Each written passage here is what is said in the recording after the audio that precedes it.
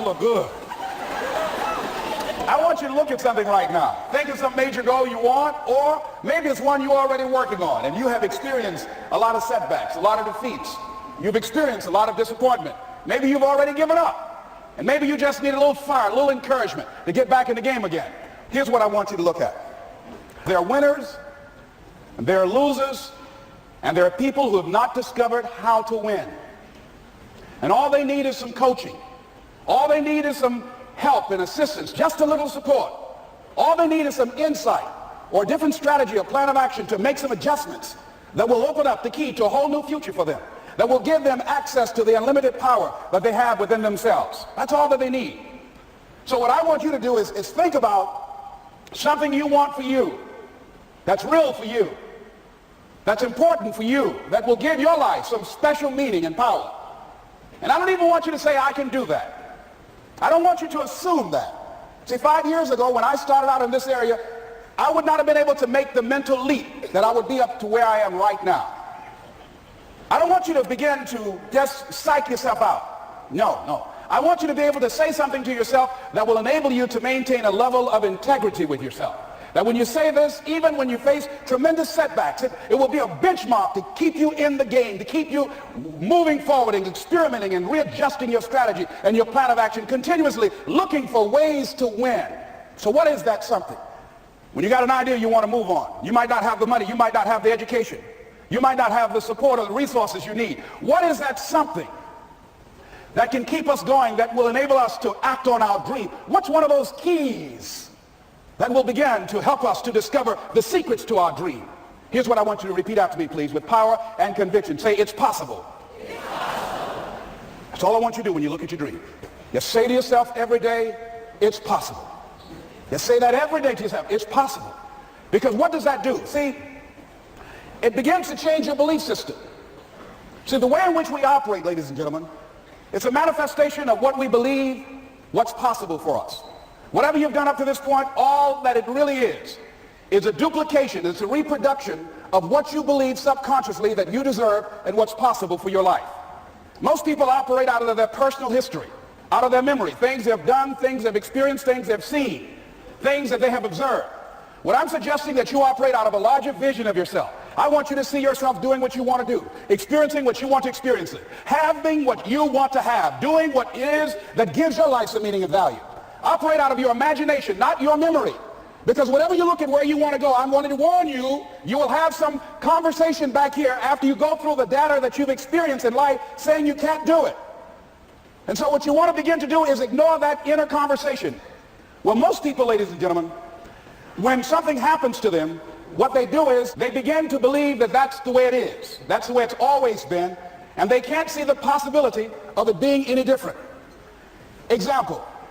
Before April 1954, the common belief, the universal belief, because it had been tried again and again and again and people had failed, the belief was that man was not physically capable of breaking the 4-minute barrier, that he could not run a mile in less than 4 minutes. That was the belief on the planet. It had never been done. But here's what happened, ladies and gentlemen. Roger Bannister came along, and he broke the 4-minute barrier. Now here's what's significant about that. Since that time, up to this day, over 20,000 people have done it, including high school kids. What changed? 20,000 people, what changed? Here's what happened when they got on the track. They knew it had been done. And because they knew it had been done, there was a new belief about this barrier, about this goal that was unreachable.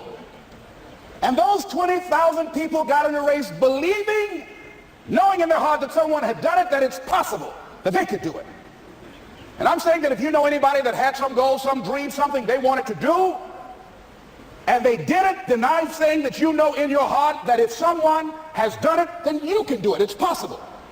And that if someone can make that dream become a reality, then it's possible that you can make your dream become reality. And so as you begin to look at where you want to go, beginning to embrace that, it's possible. I'm blessed and highly favored. I've got a lot going for me. I've got some good stuff in me. And it's possible that I can bring my greatness out here in the universe. that I can do what I want to do. It's possible I can write my own book. I can have my own business. I can take the trip and travel around the world. It's possible. I can bounce back from adversity and reinvent my life. It's possible. Regardless of where I am, the things can get better for me. It's possible. I'm thinking about two men right here in Chicago who were fairly successful, similar background, educated. They worked for a corporation for many years, and they were among many people that were laid off. Two guys who were very good friends. One went out looking for a job for several weeks along with the other one, and they faced disappointment and rejection again and again and again. They couldn't find any work, which is the story of many people across this country. One guy stopped. He became discouraged. He stopped going. He stayed home looking at television, became very argumentative and toxic with his wife, drinking beer, getting on the phone, talking to his other negative, unemployed friends. And he just gave up. The other guy kept looking for a job everywhere he could go. Every time he could get an opportunity, kept asking people, networking, checking the newspapers every day. Kept going everywhere he could, trying to find a job. You have too much education. You're overqualified. You won't be here long enough. He kept going. He kept going. He went to a place and said, look here, I'll tell you what, if you can't hire me, and I know you can use my talents, abilities, and skills, I don't want to sit home and do nothing. Just let me do some volunteer work. You don't have to give me anything, all right? I just want to work. I want to be busy. Guy said, okay, it's on you now, but don't expect me to give you anything. It's okay. This guy came in and worked. He was the first one there. The last one to leave was the best employee there. About 4 weeks later, one of the top managers quit.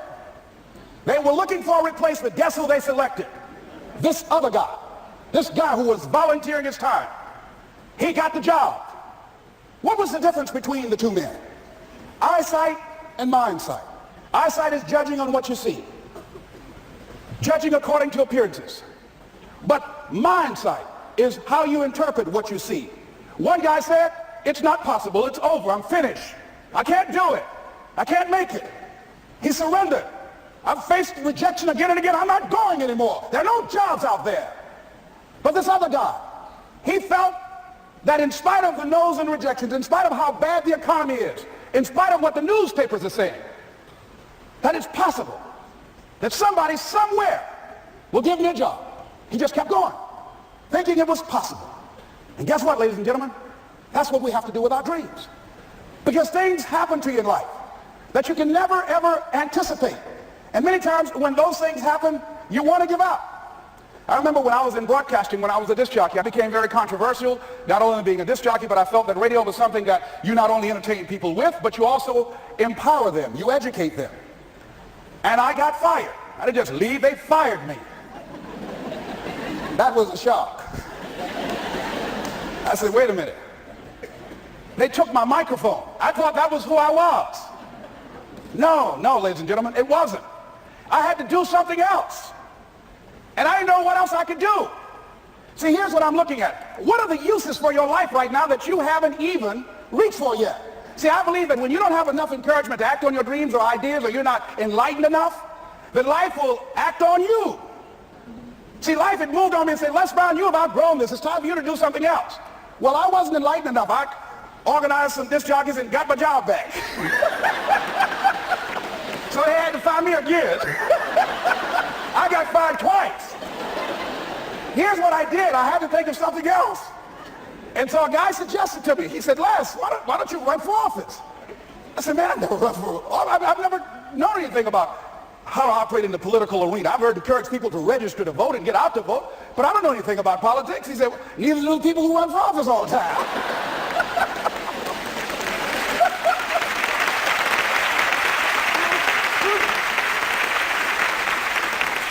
So I ran. Now here's what I'm suggesting. I ran.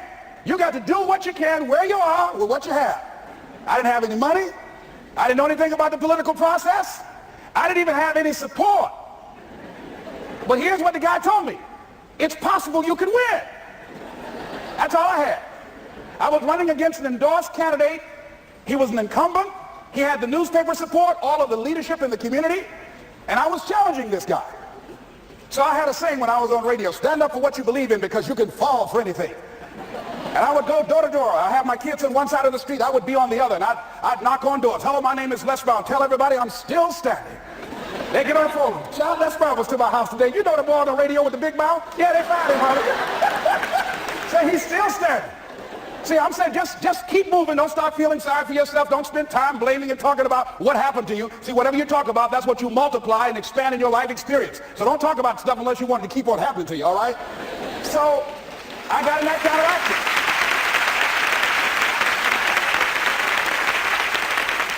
As I continue to do that, had my children with me, we're going door to door, didn't have enough money. Eventually, we got close to the election and something happened that really surprised me.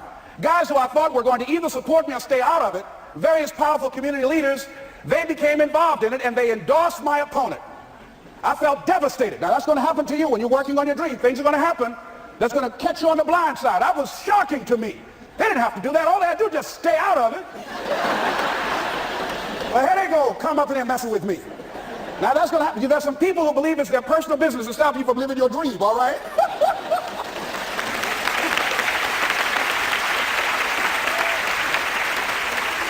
But I didn't deal with that. You want to make your dream come true, you got to stay focused. Some people rather get even than get ahead. Stay focused on where you want to go. I just kept on doing what I was supposed to do. And so I was driving to the radio station. My opponent had over $20,000. I had less than $800. As I was in the radio station, the guy said, "You're going to make a commercial?" I said, "Yes." He said, "It better be a good one because that money can't go pretty far here." And I sat there in the middle control room and I was thinking. And here's what happens when you get still. Stuff will start coming. Something said, "Call your mama." You used to talk about your mother on the air all the time. Ask her to say a few words for you. That'll be a different kind of political spot. So I called my mama. And I had a gospel record playing in the background.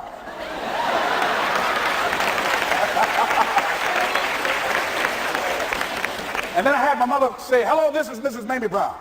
When I raised my sons, I raised them to be good children. When they got out of hand, I beat them behind and made them go right. Please vote for my son. He's a good boy."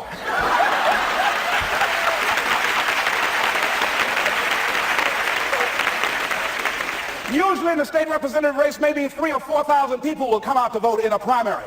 In that primary race, over 27,000 people came out and voted and said, "I'm voting for Les Brown because his mama said he's a good boy."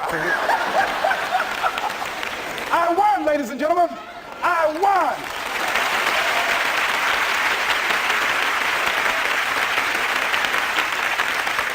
So you've got to be willing to stay focused, to be creative, to be relentless, because things are going to happen to you when you're working on your dream, when you get on track. I remember when I first got involved in speaking, one of the main things that speakers like to do is speak to a certain association that they have over 10,000 of their sales reps that come to this convention.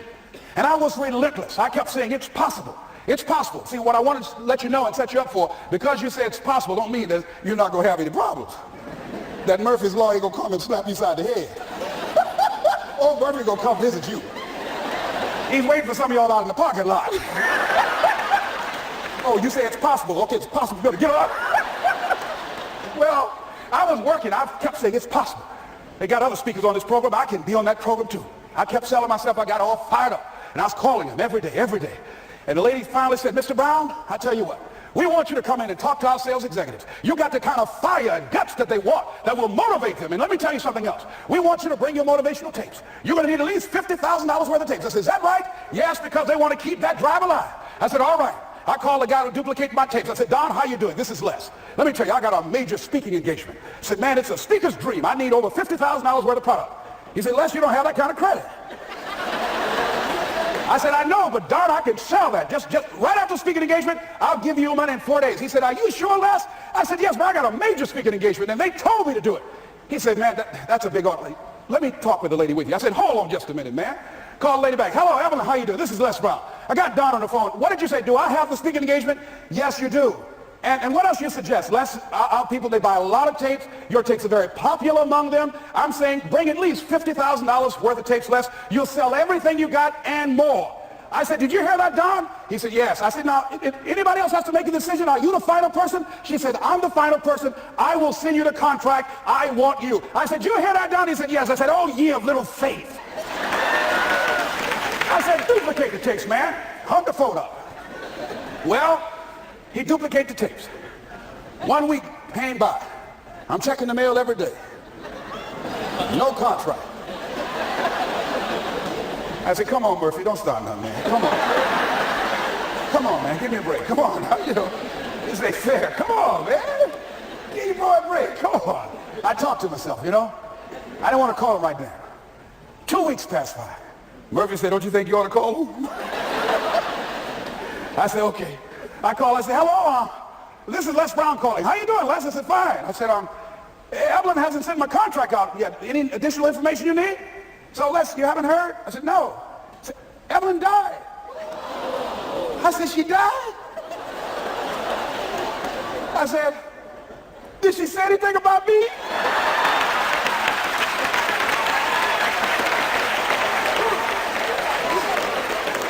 When I got home, I was so wiped out.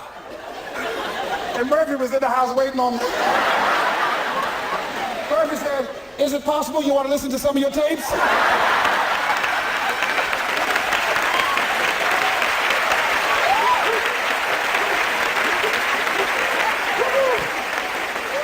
But ladies and gentlemen, here's what I had to do. I had to begin to focus on what was the solution. That this was not the only place that I'll be able to sell those products. And as I began to challenge myself and got some help and support and some other input, I eventually did. It took longer, but it was challenging. But I did it. Repeat after me, please. No matter how bad it is, or how bad it gets, I'm going to make it. I'm going to make it. Shake somebody's hand on your right and left and say, you got that right.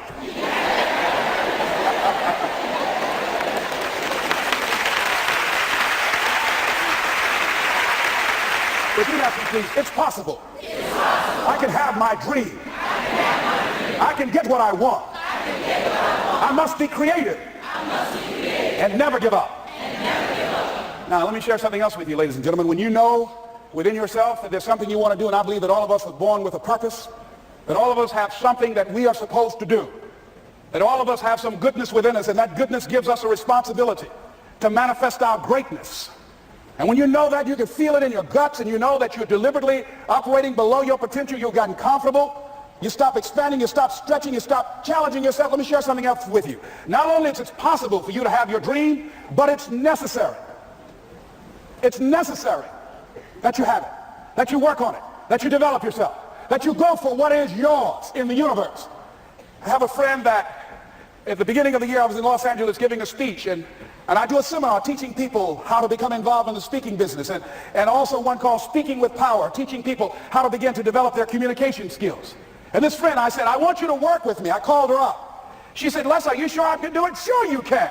You have a PhD in communications. I don't have that. If I can do it, sure you can do it. In fact, I'm going to give you the support that you need. Here's what I realized, ladies and gentlemen. We only have enough energy to take us to a certain level, but it's necessary that we assemble ourselves with other people who share our vision, other people that can see it for us, to give ourselves a home court advantage.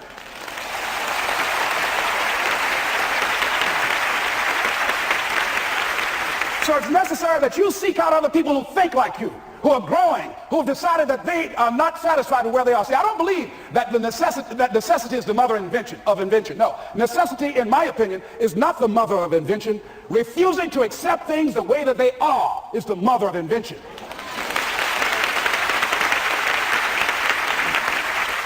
When you decide, I'm not going to settle for this, this is not going to be it for my life, I deserve more than this.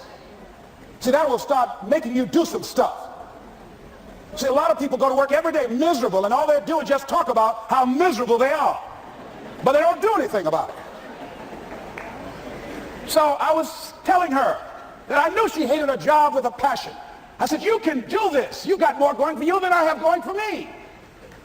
And we've been going through this for years, ladies and gentlemen. She'd been to my seminar speaking for a living. She brought her husband, and that was one of the major problems that I realized that happened in her life. He couldn't see it for her. So you got to make sure that you have people in your life that can see it for you, that will encourage you. Non-affirming relationships can hurt you.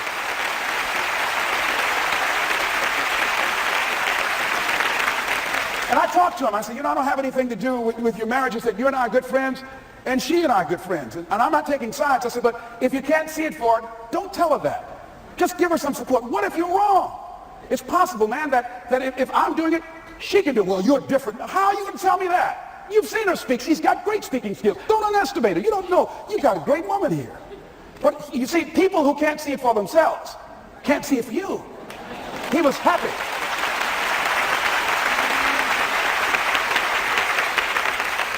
So I said, will you do it with me? I said, I'm going to give you the support you need. You can't do it by yourself. I will stand with you. She said, you will? I said, yes. I'm going to make you part of my seminar. You'll do a part of it and I'll do a part of it. Speaking with power. She said, okay. 3 days later, ladies and gentlemen, I got an emergency call at my office. It was from my husband. He called and said, tell Les Brown that Marion is dead.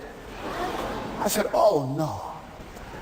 When I was flying there to go to the funeral, and I remember the last time that I saw her, and I had some of her papers that I had gotten inadvertently confused with mine, and I took them home.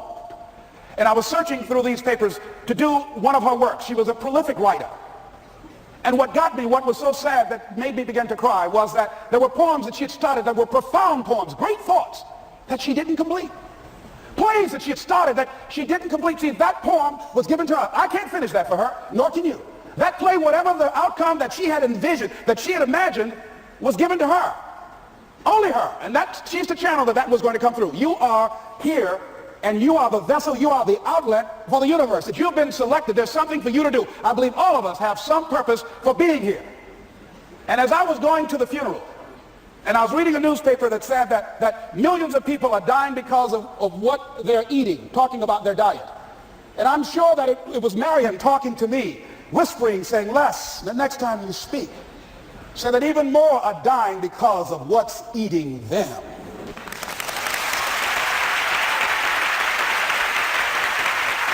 When the challenges of life come your way, you've got to find ways to increase your sense of self-appreciation, because if you don't, you're bombarded with negative stuff every day that beats you down, and you will find yourself unconsciously engaged in self-destructive behavior. If you don't program yourself, life will program you.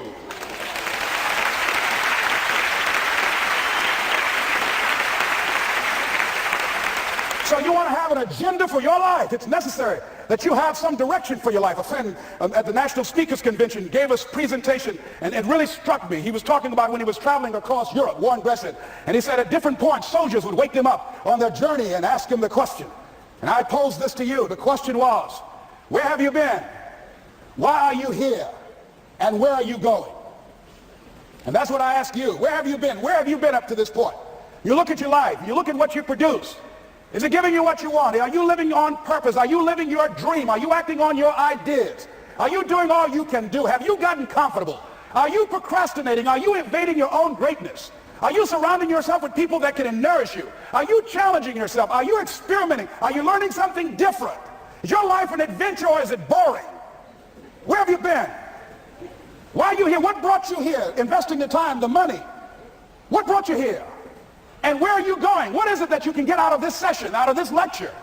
That when you leave here, rather than this just being a spectator event, that you got some idea, some dream, that you might have to go back and brush it off and look at it again and say, I've got to do this. This is my stuff. This is what I'm supposed to do. This is why I showed up. Where are you going with your life? What decisions are you making right now as you look into the future?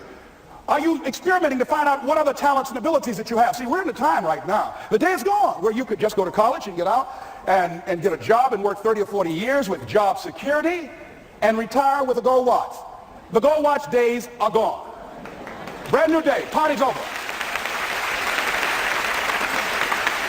So now you have got to be multi-talented and multi-skilled. You've got to use all your stuff. You don't know what else you can do. I don't know I can do what I'm doing right now. It's necessary that you stretch and challenge yourself and say, let me see. I start out as a trainer. I'm a trainer. That's what I am. That's what my expertise was in. And then I decided, let me see, can I speak? And then I discovered, hey, I can do that. What if I hadn't tried to do than just been satisfied with just being a trainer, with a limited vision of myself? And then after training, and then I said, well, maybe I can go into business for myself. And I started speaking, going into business for myself. Well, maybe I could train other speakers and teach them how to go into business for themselves. See, you want to have a backup plan. You want to have other strategies for yourself. In case this doesn't work out, you got something else going over here. You don't want to ever put yourself in a situation where you have a limited vision and you're only using a limited amount of your talents, of your skills, and of your abilities. And I'm saying to you, it's possible you've got some talents, some ideas in you, your ability to do some stuff that you haven't even discovered yet. And I'm suggesting that it's necessary that you get outside of your comfort zone. It's necessary that you develop some new relationships where you can learn from people. It's necessary that you do reading, that you do research. It's necessary, if you're already involved in some business, that you don't be satisfied with where you are. If you want to make it today, it's necessary for you to constantly look at ways of getting better. Not only is it possible for you to have your dream, and it's necessary for you to challenge yourself to go after it and get better and leverage relationships that can help you get to where you want to go, but it's you. The major key to your reaching your dream, your living up to your greatness, your making your contribution is you. If the economy is good, fantastic. If the banks are loaning money, that's great. If people are positive, that's great. You don't have any opposition, that's great. But the major key to your making things happen in your life is you. When I wanted to get on public television, you know, they told me, you can't do that. So wait a minute, I've seen these other people on. It's possible I can get on. Leo Biscaya, John Bradshaw. It's possible. Hold on, time out. Let's be realistic. Come on, be logical. I said, well, wait a minute. Why can't I do it? Well, let's look here. Think about guys who have credentials, all kind of credentials. You don't have any college training. They're not going to put you on television. Give me a break. I said, thank you for that. God love you, and I'm trying. And went on about my business. You hear me? Let me tell you something. What people think about you and the possibilities for your dream is none of your business. That's their business. They have no imagination, ladies and gentlemen. They're living out of the past, out of their memory. The attitude is it can't be done because they haven't seen it. They're judging according to appearances. The people that are going to make it in the future, the people that are making it today, let me share something with you. History is being read, but it's also being written by people with imagination.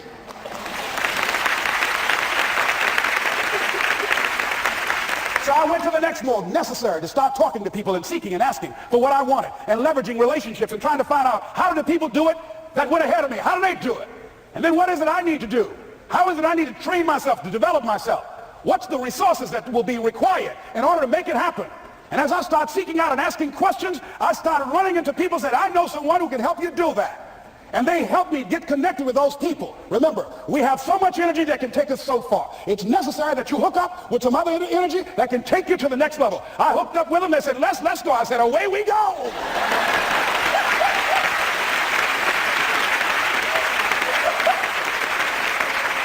And guess what? Here we are. I love it. You want your stuff? It's necessary you take responsibility for it. That you make it happen, that you don't give up, that you don't take any objection or disappointment or defeats personally, that you keep on keeping on, that you don't decide that I can't make it because you can't see the light at the end of the tunnel, that you realize that's a part of the program. And here's something you've got to resolve. Say this to yourself every day. See, as long as you're breathing, you got a shot at your dream. That's the way I resolve. Say this, please. It's not over until I win. You got that right.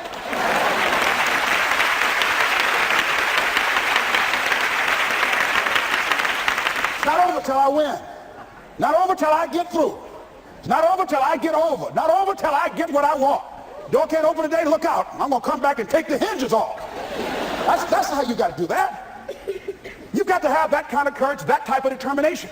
If you want to make it happen, it's you. That you've got to take personal responsibility to make it happen.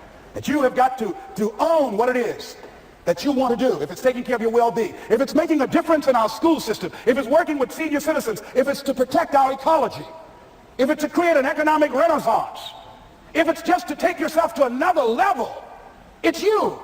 You got to make that happen. We can point out many things that can make it inconvenient or can slow us down, but ultimately, it's on us. Next step is, not only is it possible and necessary, and it's you to live your dream, to make this greatness that you have within you become a reality. But what I've come to appreciate when you're working on changing your life, changing some bad habit, getting out of addictive situations or relationships, or working to build a dream or making a difference in our society, or learning something that's very challenging. Here's what I realize, ladies and gentlemen, and develop a great deal of respect for. It's hard. Easy is not an option. It's hard living. Life is hard. See, it's hard when you're 49 years old, been working on a job for 17 years, and they come in and tell you you're finished and give you 1 week severance pay. And you got to start all over again. It's hard when you're married and raising children and your children are crawling and your husband dies unexpectedly. It's hard handling just the tragedies of life. It's hard when you're working on something and you put everything you have in it and it doesn't work out. You lose your money and other people's money. It's hard. It was rough when I lost my job and I could not find a job. It was humiliating and embarrassing, borrowing money, and then I couldn't pay the money back when I told them I would. That's rough. How people look at you, how they respond to you. It's very hard. It's humiliating. Here's what I discovered that happens to you in life, that you will go through things, and while you're going through them, you can't understand why it's happening to you. But after you go through it, and you get back and you look at it and you say, oh, now I understand why I needed that lesson. Have you ever happened to you? Raise your hand. Did it ever happen to you that I couldn't understand it then? But after I got through it, then I saw that that was preparing me for bigger and better things.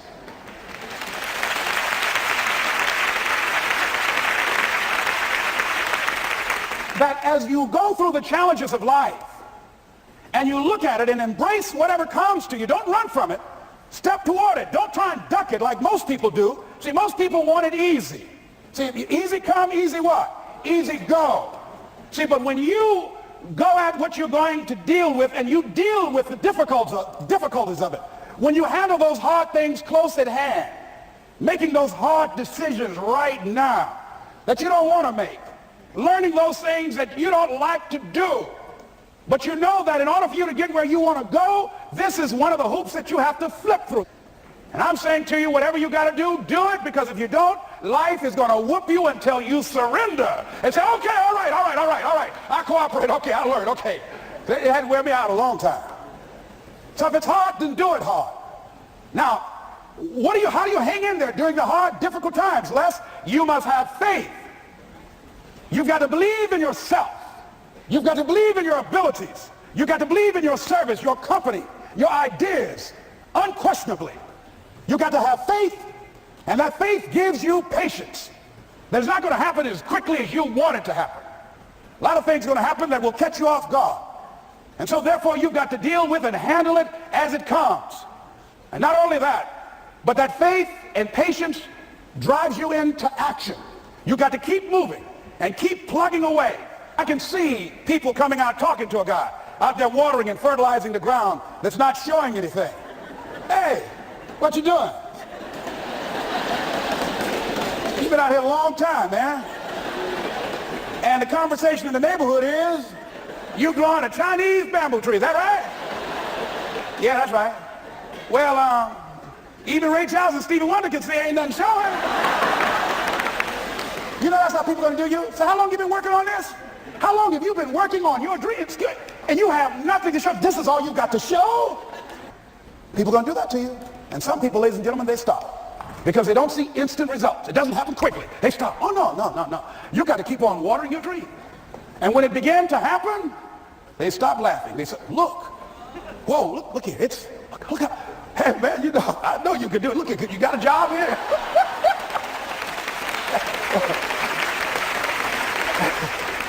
See, during those hard times, we didn't know how you're going to make payroll. During those times when you failed and things didn't work out, they were nowhere to be found.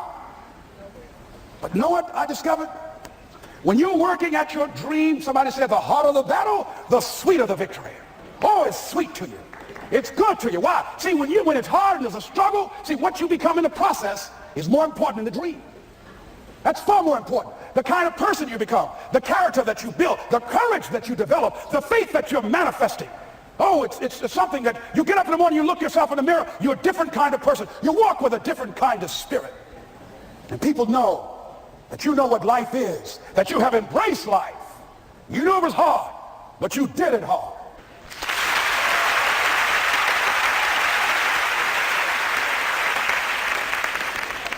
Now that takes us to the next level. If it's hard, why do people do it? You ask people who do things. Why do they go it? People who climb mountains just for the sake of it. Nobody paying him to do it. Just do it. Somebody said, I'm going to run around the world. He said, well, why would somebody want to do that? I'm going to swim the Atlantic Channel. Why? Why do people do that? I wondered, why would a Nelson Mandela give up 26 years of his life? Why do people do that? Here's what I discovered in high school. High school, I decided I wanted to go out for football. Never forget this. And I discovered why people do things. You know why, ladies and gentlemen? Even though it's hard, it's worth it. It's worth it. See, one day we had Coach Alkin Hepburn had this plaque down there. And this wood on the floor, on the ground. He said, Brown, come over here. I had my suit on. I said, yes, sir. He said, I'm going to have old Larry Littles down there. Old big Larry. Yes, sir. Big, fat, sorry Larry. Yes, sir. Brown, I want you to get down bull neck. Yes, sir. He said, I want you to run to Larry. I want you to put your helmet right in his pit, right up and hit his chest, and knock him off that board. You hear me, Brown? You can do that.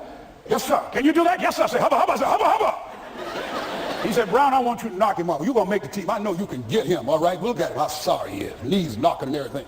I said, yes, sir. Then he went down to Larry. Larry Littles, who played 12 years for the Miami Dolphins, all pro for 12 years. This is a bad, big dude. 250 pounds, strength, agile, and all muscle. He said, Larry, he said, man, you know Brown down there. He's down there talking about your mom and everything. He talked about how fat and sorry you are. And how he's going to knock you off this board. Larry now spitting fire and growling and foaming at the mouth. And I'm looking at Larry saying, oh, hubba, hubba.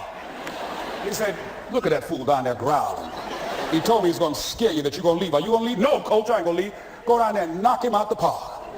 Boy, coach got back. He winked at me. Go get him, Brown. I went hard. I ran into Larry with my helmet. Larry said, boom. I don't know where I landed. When they woke me up, I said, can y'all take this helmet off me for a minute? I said, y'all got any more positions out here? They said, like where? I said, don't y'all need an announcer? I said, Brian, where you going? I was crying. They said, man, some girls over there. I said, I don't care, man, I'm hurt. I said, that fool almost killed me, man. He said, Brian, you quit, man? I said, yeah. I said, what? I said, it ain't worth it, man. No, it ain't worth it. Y'all go ahead. Y'all crazy. I'll be your announcer, man. I was calling the game. I was up there in the booth. Called good games, too. Because the pain wasn't worth it to me. And I'm saying to you, you know why people do what they do? The people who go after that stuff, what makes it worth it? It's got to be your passion. You got to love it, ladies and gentlemen.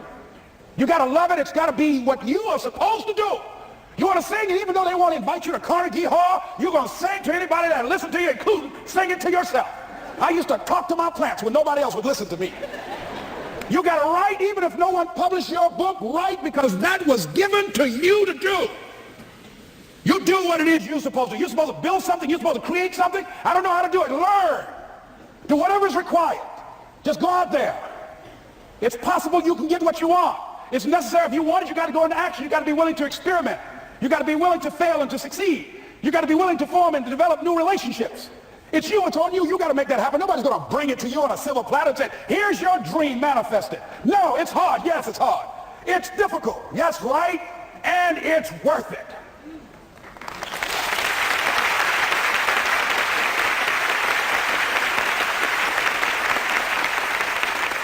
People ask, hey, man, these kids, man, it's rough dealing with them. That's right.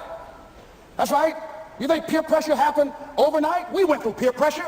I remember as a kid, some guy said, hey, Les, me and another fellow named Willie Lower, we were going home. Hey, man, we're going down to Gould's, man, and knock off a grocery store. I said, look here, I don't want no part of that. I'll see y'all later. I said, y'all chicken. I said, that's all right, you say whatever you want. Low stop. I'm not chicken, man, don't call me chicken. Then why don't you come? We didn't even ask you to come into place, man. All you do is just drive the car, that's all. I don't know how to drive that good. Well, we're trying to get Les to come. He's chicken. Hey, I'm not driving nothing, all right? Willie, don't care about what they say, man. Leave him alone. You want to go do it? You find somebody else to drive, or you drive yourself. Come on, Willie, man. Pull him, you stop. I ain't chicken. All I got to do is drive? Yeah. I said, Willie, that sounds simple, man. Don't go, man. He went. And the next day, we read the newspaper where when they robbed the store, when they came out running to a car, the merchant, the man who owned the store, came out just shooting wildly, and he hit the driver in the head. So peer pressure didn't just start in the 90s or the 80s. It's difficult and it's challenging for kids right now. And it's going to take some easy, simple methods to help bring them out of this madness, this insanity. No. Is it hard? Yes. Let's look at what we've been doing. What has worked? What has not worked? Look at where we want to go. What is it that we want to produce? What is it that we want to create for our young people? And as we think about that, start experimenting with different methods and techniques to create and to